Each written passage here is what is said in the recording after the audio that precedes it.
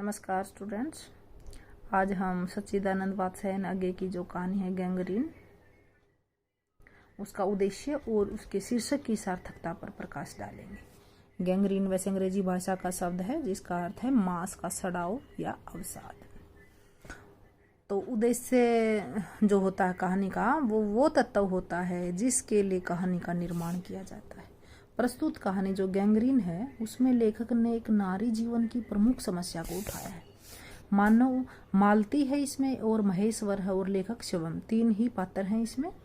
मालती है वो बचपन में बहुत शरारती और उदंडी थी, किंतु विवाह के पश्चात अकस्मात उसके जीवन में अत्यधिक परिवर्तन आ गया है। वह एक बंधी हुई लकीर पर मशीन की भांति भावना शून्य जीवन जीती है और एक निश्चित समय पर एक यंत्र की तरह ही काम करती है। प्रातः 4 बजे उठना, 3 बजे भोजन करना, रात को 11 बजे तक बर्तन मांजकर सो जाना और फिर बच्चे को भी साथ रखना। इसके अतिरिक्त जीवन में दूसरा कोई विषय नहीं रहता।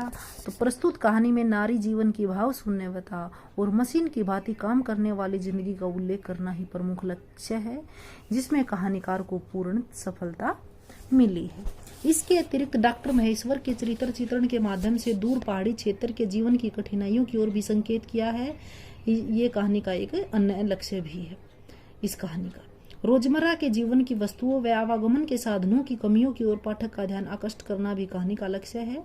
नारी के जीवन में व्याप्त शून्यता एवं यंत्रवत कार्यशैली का उदाहरण देते हुए लेखक ने लिखा है कि वह 3 बजे वाली बात फिर मैंने फिर देखी, अब की बार और उग्र रूप में। मैंने सुना मालती एक बिल्कुल अनैच्छिक अनुभूतिहीन नीरस यंत्रवत, वह भी एक थके हुए यंत्र के से स्वर में कह रही है 4 बज गए।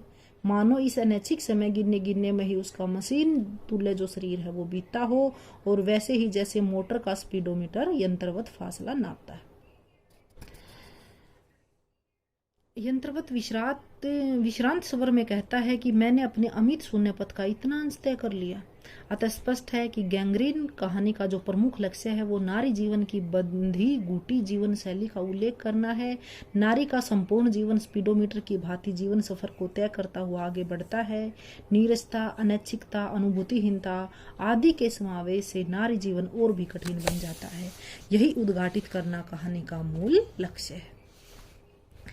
गैंग्रीन जो कहानी है इसका शीर्षक की सार्थकता पर विचार करते हुए कि कहानी का जो बाह्य तथा स्थूल पक्ष पर विचार करते इसमें शीर्षक पर विचार विमर्श भी अत्यंत आवश्यक है।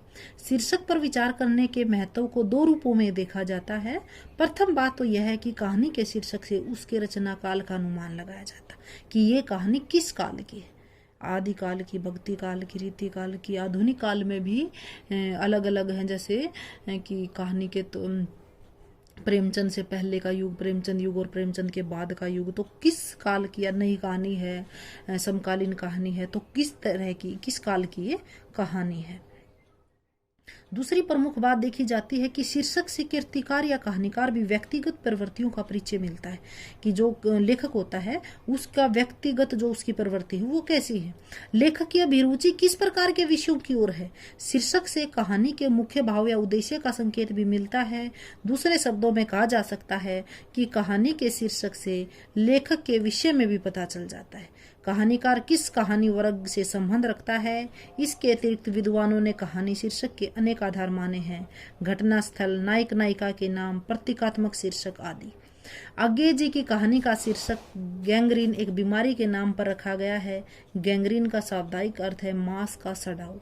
जब शरीर के किसी अंग में गैंग्रीन हो जाता है तो वह अंग बेकार हो जाता है। शरीर का कोई भी अंग गैंग्रियस होने पर व्यर्थ हो जाता है। उसे शरीर में अलग करने में ही से शरीर बच सकता है। कहानी में दिखाया गया है कि पहाड़ी क्षेत्र में कांटा लगने और लोगों की लापरवाही के कारण गैंग्रीन हो जाता है, और डॉक्टर महेश्वर को हर दिन किसी न किसी मरीज की बाजू या टांग को गैंग्रीन के कारण ऑपरेशन करके काटता है। किंतु कहानी के संदर्भ में यह शीर्षक प्रतीकात्मक है। मालती का जीवन अवसाद युक्त हो गया है। उसके जीवन में विशेष रुचि नहीं रह गई है। वह केवल जीवन जीने के लिए जी रही है। उसमें कोई उत्साह व भावना शेष नहीं रह गई है। इस प्रकार गैंग्रीन एक प्रतीकात्मक शीर्षक है और मालती के जीवन में उत्पन्न निराशा को व्यक्त करता है। इसलिए यह शीर्षक काफी हद तक सार्थक माना जाता है। धन्यवाद।